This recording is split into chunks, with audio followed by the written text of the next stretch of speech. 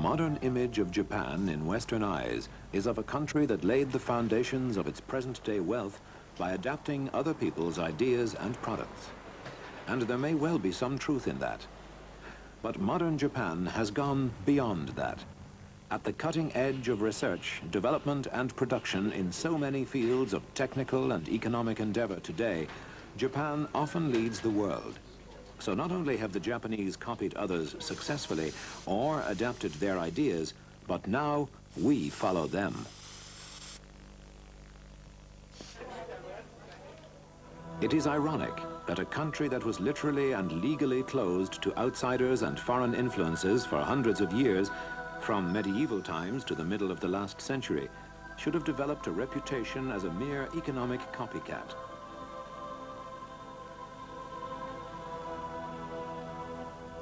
In the post-World War II era, Japan methodically imported and developed foreign ideas and technology.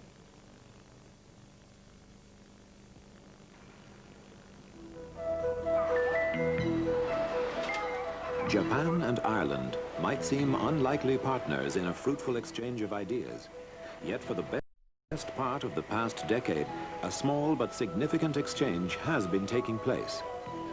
The focal point of this exchange has been an exchange sponsorship program with Japanese business run by FAS, the Irish National Training Authority.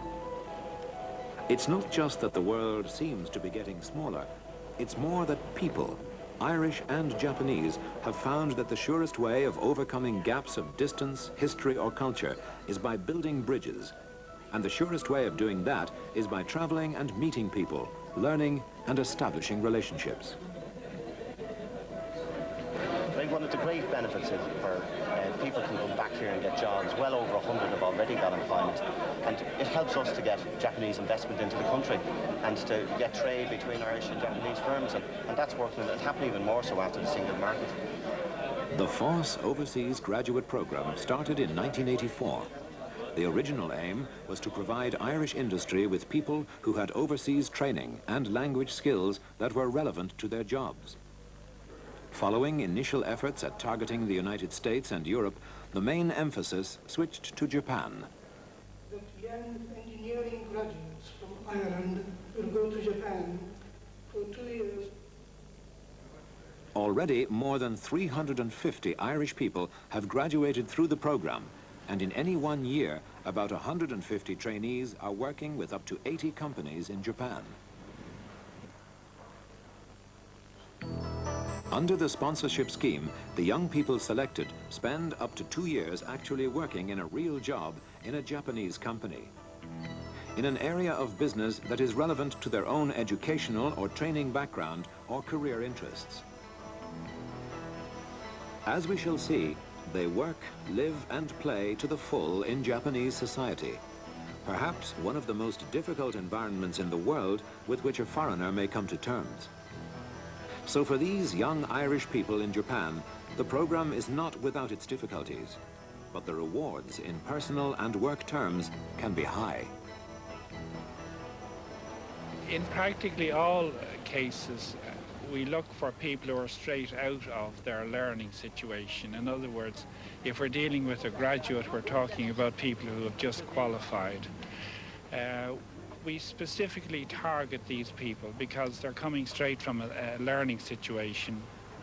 For those who are coming to Japan particularly, they're going into a very difficult learning situation, because not only will they be working and learning whatever their discipline was, but they're also learning Japanese language, and they're also learning Japanese business culture. So it's important that the people we get have the ability to adapt to the different learning situation. In addition to which, it's important that we get people who are mobile, because when they come to a country like Japan, there are so many difficulties for an Irish person. It's important that they have no problems that would limit the extent to which they can develop here. Our original aim, of course, was to have the people developed so that they could be available for Irish business. After we started here in Japan, the IDA and CTT identified that this program could be very useful to them. So very early on, the IDA made the FAS sponsorship program part of their marketing strategy in this part of the world.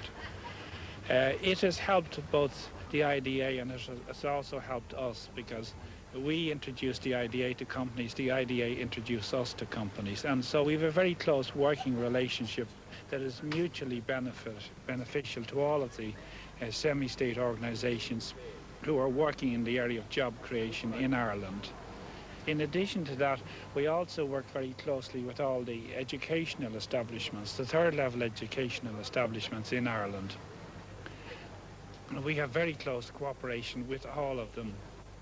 And the spread of people coming from Ireland are reflected in all of the third level educational establishments. In other words, we have graduates and others from all of the third level colleges in Ireland. But I think you must realise that when you come here in the first place, you're going to meet a language barrier. I meet my language barrier every day.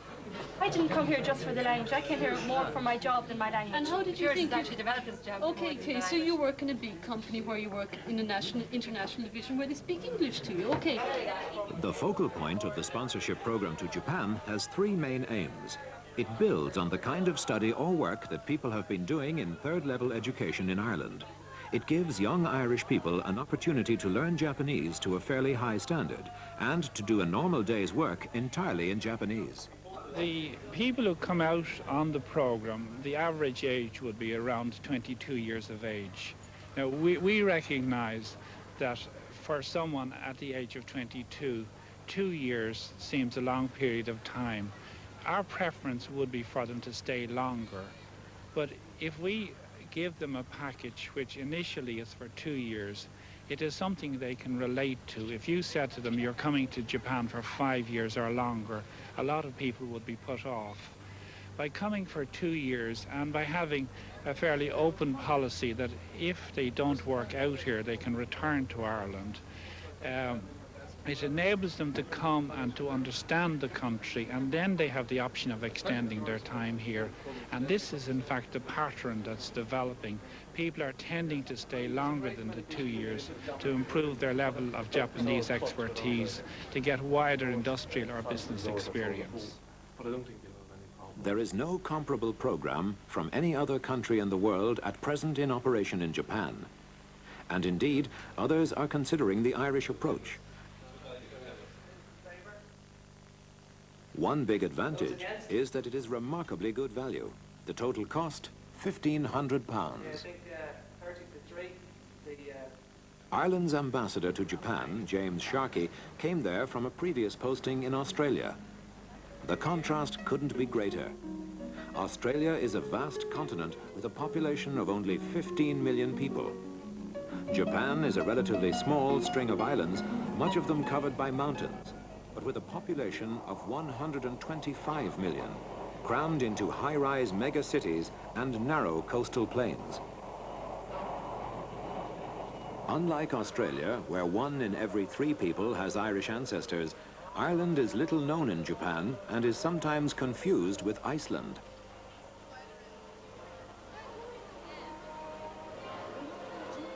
Since the Irish Embassy opened in the mid-70s, there has been a big change in the profile of the Irish community in Japan. Originally, most of the Irish were members of religious orders. Now, there are representatives of state and private sector companies selling products and services directly in the Japanese market.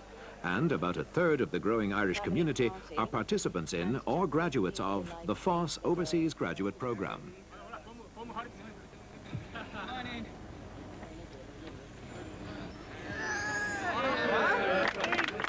One of the things that it would be very nice indeed in Japan is to have some sort of centralized Irish presence, and we're looking at the possibilities of that.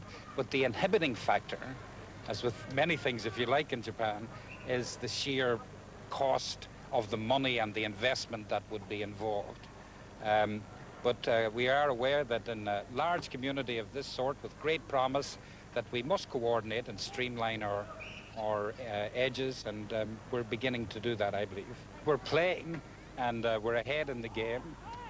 We should see it in terms of opportunity perhaps rather than in a competitive or adversarial sense.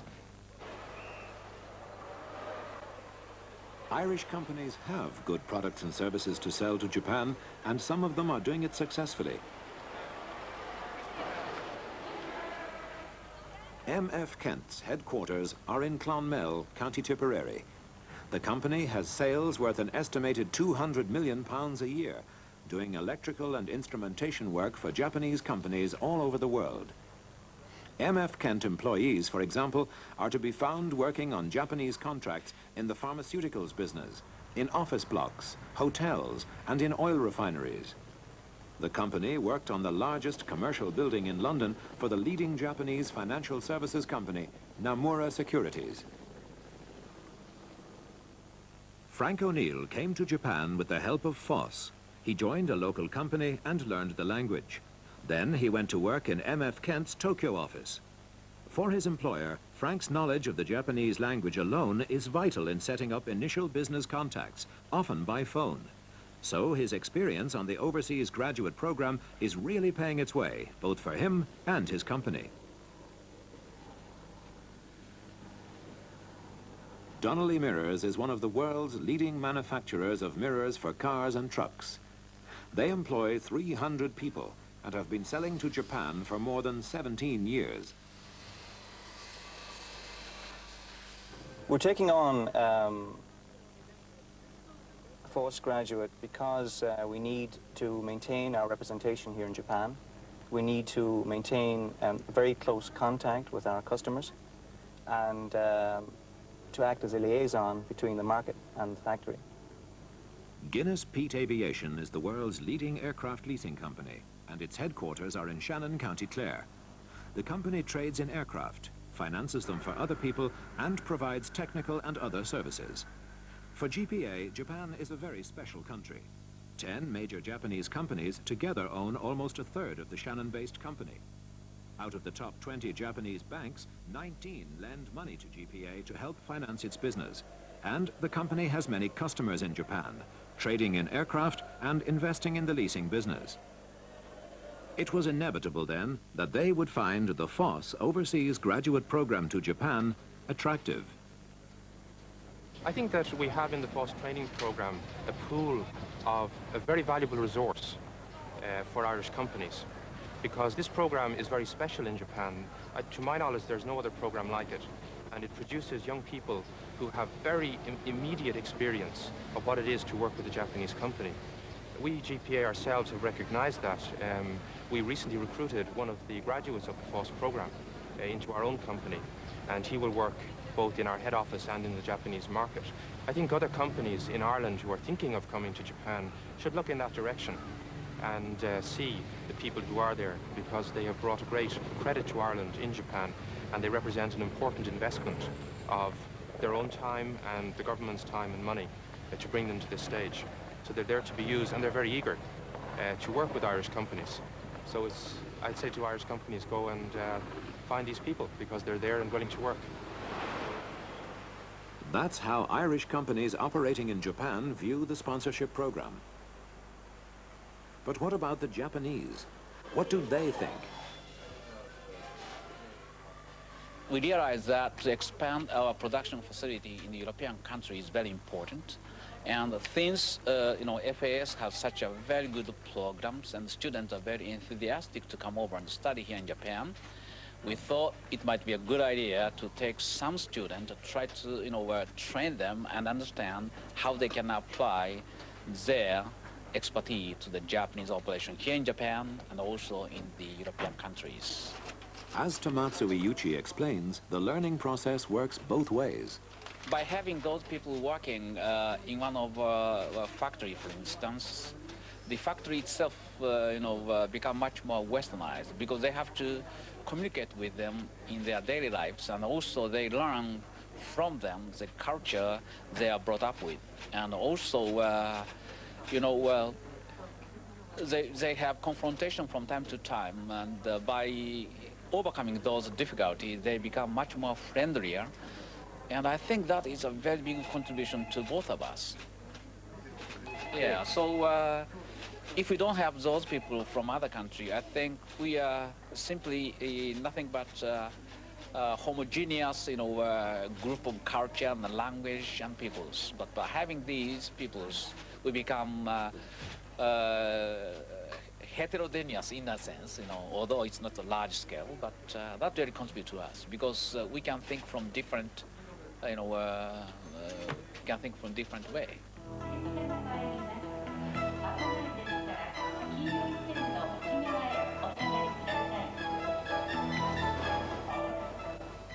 But traveling 8,000 miles to spend up to 2 years working and living in a crowded country with a strange culture is not without its difficulties. I think when you actually finish the 2 years that you initially came out on, you have a decision to face, and that's whether you'll stay on, whether you'll go back home, or whether you'll actually change your employment and look for something else. And I think it's at that stage that you analyze your own development in that 2 years, where you're going in your company and where you want to go from there. And I think that coming to Japan, you get to face decisions a lot faster than if you're back in Europe. You can quite happily plod along. In Japan, having spent 2 years in the company, you've no choice. You have to make a decision, and it mightn't be an easy decision to stay on. On the other hand, you're going back and you have to analyze what you've actually achieved in the 2 years and what you can do with what you've achieved. If you've achieved language, but you don't particularly want to work in a Japanese environment, then, or at least with relating to Japanese, then maybe you'd have to write off a lot of the actual language development or whatever. But in terms of personal development, you've had to do a lot of thinking and you've had to make a lot of decisions. So I think, these guys have already come out here, maybe not found things like they hoped they'd find them, but they've made the decision. I had no experience of the workplace back home, so really this is it's my first work experience within a company. I'll have to compare that when I go home, but there were problems and it was difficult, especially with the language. But within the company we were assigned an instructor each who had pretty good English, and they always wanted to bring on our to improve our Japanese. So day by day, that was gradually the English withdrew and the Japanese went up. But it was difficult at the beginning not having the language, but we worked hard. It is quite difficult. Again, it depends on who you're dealing with in your company and on the everyday situation. There's a lot of give and take. So if you're prepared to give, you'll get some leeway yourself. But yeah, it is frustrating. It is pretty frustrating like that. But 2.5 years now, I've overcome that.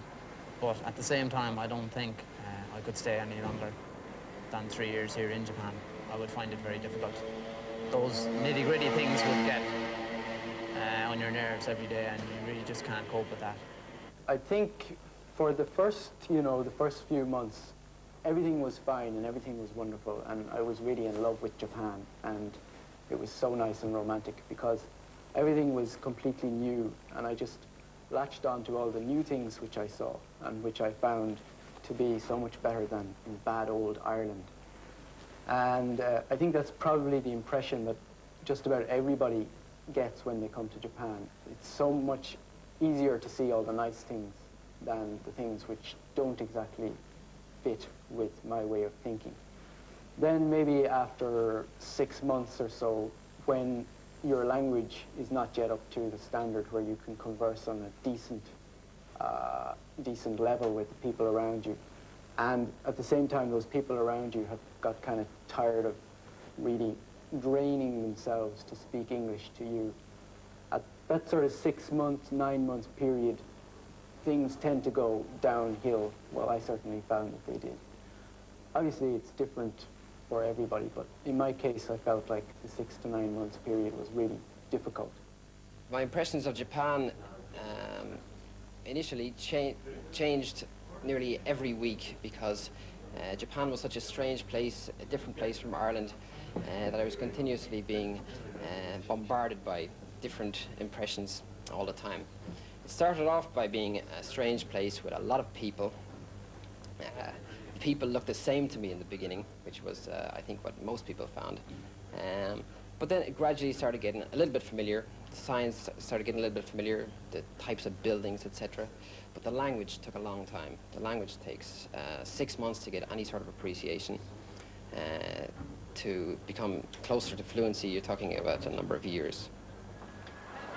Language and learning the language is a recurring theme in the reactions of FAS graduates to living in Japan. But there are other cultural differences too that can lead to difficulties, particularly for women. I came in obviously as a woman, but I came in as a foreign woman, so in that respect I was strange anyway for being a foreigner in the first place. So it made it a little easier for them to accept me as a woman on site because I was a foreign woman. But there were small little snags, like for instance working where there's no working wear for women. They have to try and organise things like that, you know, where to change clothes. But they're all very little things and they were all taken care of in the first week or two. Other than that, you meet some attitudes, especially amongst older Japanese, who still expect women to be very subservient. And on one occasion, somebody just said to me, you know, make the coffee. And I was actually attending the meeting at the time, so I needed to listen to the meeting, not make the coffee. So I'm sorry, I don't drink coffee, I don't know how to make coffee. So he went off and made the coffee instead. It worked out okay. Well, a lot of your socializing in Japan would be in connection with the company. So being able to drink helps out here because they use it to break down barriers. If you were a teetotaler, it would be quite difficult. You can go out and socialize with the lads. And once they see you're able to drink a pint of beer with them, they think, oh, you're great. So that breaks down a lot of barriers. Other than that, again, you meet some strange people on trains, things like that. You have people asking you to practice English coming up, you know, oh, are you American? And just pestering you at sometimes, but it's no problem. There are many ways of dealing with it. Just as with young people at home in Ireland, social life in Japan is very important. Whether it's sport or parties or company trips, there is always something going on. And having worked hard for a week, everyone in Japan, including the Irish, make sure they really enjoy the weekend. In Ireland, meeting a few friends for a drink or going to a game is often a casual, spur-of-the-moment decision. Not so in Japan. If it's a party, a game, a race, or a weekend trip, the Japanese prefer to book everything well in advance. It's much less spontaneous, and once the arrangement is made, it is very difficult to back out of it.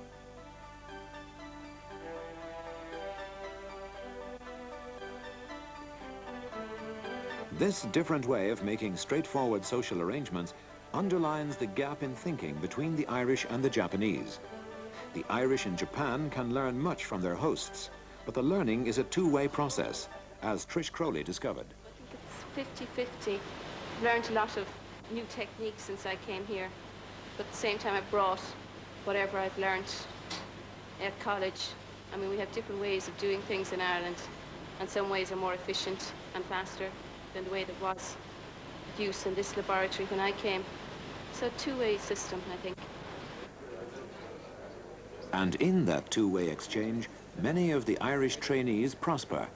Thomas Horgan works for Toshiba, and with two colleagues, Liam O'Flanagan and Michael Horgan, he became something of a national celebrity in Japan.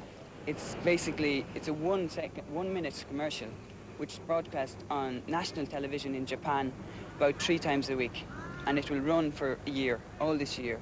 It's basically showing the 3 Irish people coming to Japan, how they worked in Toshiba. First, we're doing menial tasks like giving out mail, and how do we develop through the company, showing the good points, the good days, and the bad days, when everything is going wrong, and we go down to the river and we're depressed and throw stones in the river. And it develops to the end in the story where we're working late at night, and we solve our problems, and everything works out. And at the end, it's all bonsai, big clap, everyone's happy, we've solved the problem. And it's broadcast now on Japanese television. ここでのいろんな人との出会いはどれもが自分の力になっている。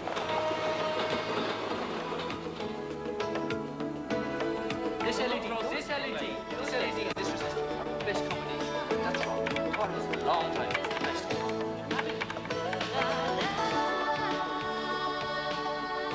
10年後にまた会ってみたいな。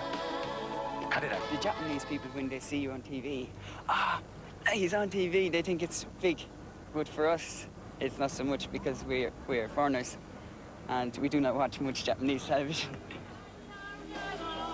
Thomas Horgan and his two colleagues on primetime television are visible signs of Irish success in Japan. But behind their national profile lie many other success stories, not just material success, but also in international bridge building and friendship. It's helping to bring in Japanese investment and helping to sell Irish goods to Japanese firms. And that's something we've never succeeded in doing that well here. And because of 1992, there's a huge amount of Japanese investment coming to Europe. And through this program, we're getting a way in the back door. We now have direct links with the biggest and the best contacts in Japanese commercial world. So hopefully, all you lads will help to build the industrial base of the future. That's what you're out there to do, good ambassadors to the country.